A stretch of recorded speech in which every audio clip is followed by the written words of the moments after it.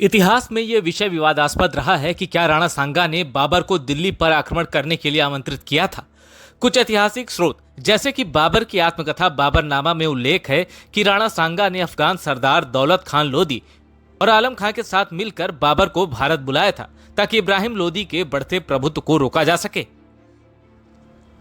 हालांकि बाद में बाबर ने यह भी दावा किया था कि राणा सांगा ने अपने वादे का उल्लंघन किया और स्वयं ही दिल्ली की सत्ता प्राप्त करने की योजना बना ली थी।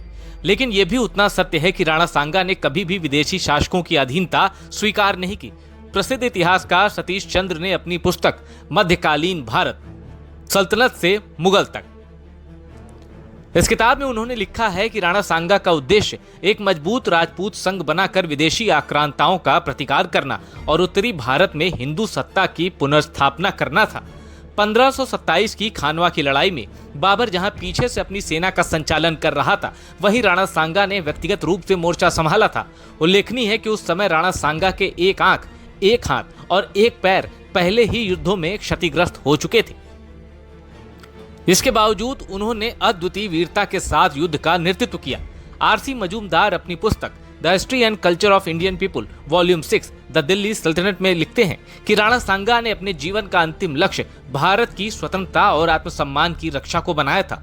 राजपूतों ने सदियों तक भारत की सीमाओं की रक्षा की। अफगान, तुर्क और मुगल आक्रमणकारियों के खिलाफ निरंतर संघर्ष करते हुए उन्होंने देश की संस्कृति और राजनीतिक स्वतंत्रता को बचाए रखने में अहम भूमिका निभाई।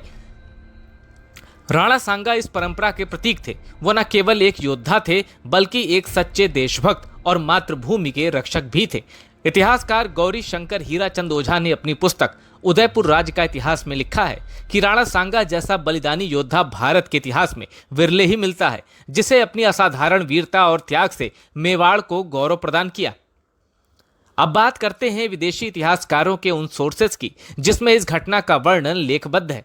एच.एम. इलियट और जॉन डॉसन की 8 खंडों में सन 1867 से 1877 में प्रकाशित किताबों में भारतीय इतिहास का महत्वपूर्ण भाग दर्ज है।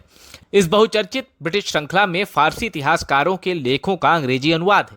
इसमें खानवा के युद्ध और राणा सांगा की वीरता, उनके नेतृत्व और बाबर के प्रति उनका दृष्टिकोण सबका वर्णन किया गया है। इन दोनों इतिहासकारों ने विभिन्न दस्तावेजों द्वारा और उनके अनुवाद से राणा को एक शक्तिशाली और भयंकर प्रतिद्वंदी बताया गया है जिससे बाबर स्वयं भयभीत था। यह पुस्तक राणा की वीरता को बिना किसी संदेह के स्वीकार करती है।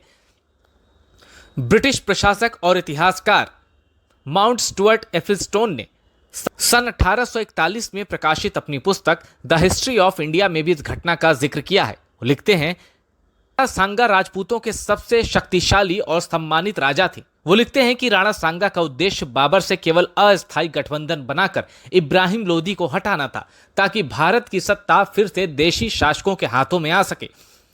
यह पुस्तक विशेष रूप से ब्रिटिश राज के दौरान भारत के प्राचीन और मध्यकालीन इतिहास की बुनियाद समझाने के लिए लिखी गई थी।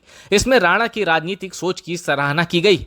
यहाँ इस बात से एक सवाल उठता है, जिस राणा को आज लोग गद्दार कह रहे हैं, वही लोग तब क्या कह रहे होते जब लोदी को हराने के बाद बाबर वापस लौट गया होता और राणा दिल्ली पर काबिज हो गए होते। तब यही लोग उनके चातुर्य और कौशल की सराहना में चाणक्य, मैकियावली से ऊपर बता रहे होते। इसलिए कहा भी जाता है कि सफलता के कई रिश्तेदार होते हैं और असफलता अनाथ होती है।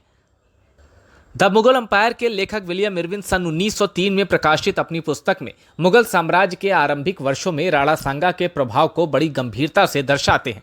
वो लिखते हैं कि यदि खानवा की लड़ाई में राणा की पराजय न हुई होती तो भारत में मुगल साम्राज्य की स्थापना टल सकती थी। इस किताब में राणा सांगा की युद्ध नीति, उनके नेतृत्व और दिल्ली पर उनकी दृष्टि को एक सशक्त विकल्प के रूप में दर्शाया गया है। इसी तरह 1854 में a history of the Mughals of India लिखने वाले विलियम स्किन ने सांगा को बाबर के सबसे बड़े प्रतिद्वंदी के रूप में चित्रित किया है। वो लिखते हैं कि राणा का मकसद बाबर को सत्ता देना नहीं बल्कि विदेशी शासन को उखाड़ फेंकना था। इतिहास सिर्फ तथ्यों का संकलन ही नहीं है बल्कि परिस्थितियों, योजनाओं, कूटनीतिक महत्वाकांक्षाओं का एक अध्ययन भी है। यह भी सही है कि कुछ इतिहासकार तथ्यों से अपना वर्जन निकालने की कोशिश में इतिहासकार से साहित्यकार बनने लग जाते हैं। इसी हाशिए को पार करके वो इतिहास के साहित्यिक स्वातंत्र्य लेने लग जाते हैं, जिसे अंग्रेजी में लिटरली लिबर्टी कहा जाता है। यह भी सत्य है कि घटनाओं का मूल्यांकन करने में इतिहास निर्मम होता है। वो किसी के भाववाचक संबंध नहीं रखता। बस अपनी बात कहता है। लेकिन इतिहास का निर्मम होना जितना बड़ा सत्य है, उसका निष्पक्ष होना भी उतनी बड़ी आवश्यक शर्त भी है। अब जाते जाते एक सवाल आपसे, अगर 1971 में जब भारत ने बांग्लादेश को आजाद करवाने के लिए रूस से मदद ली थी, और कल्पना करें यदि रूस ने भारत की भूमि पर अस्थायी रूप से अधिकार कर लिया होता या कोई स्थायी सैन्य अड्डा बना लिया होता, तो क्या उस समय इंदिरा गांधी को गद्दार कहा जाता? नहीं, वो एक कूटनीतिक और रणनीतिक विफलता कही जाती। चूंकि ऐसा नहीं हुआ, चीजें पक्ष में रहीं, तो मूल्यांकन भी ऐसा ही है। इसी प्रकार यदि राणा सांगा ने बाबर से किसी स्तर पर संवाद किया भी हो, तो वो भी भारत की स्वतंत्रता के लिए रणनीतिक कदम था, न कि विदेशी सत्ता को आमंत्रण देने का कृत्य। रही बात मूल्यांकन की, तो हम ऐसे शूरवीरों का क्या ही मूल्यांकन कर पाएंगे।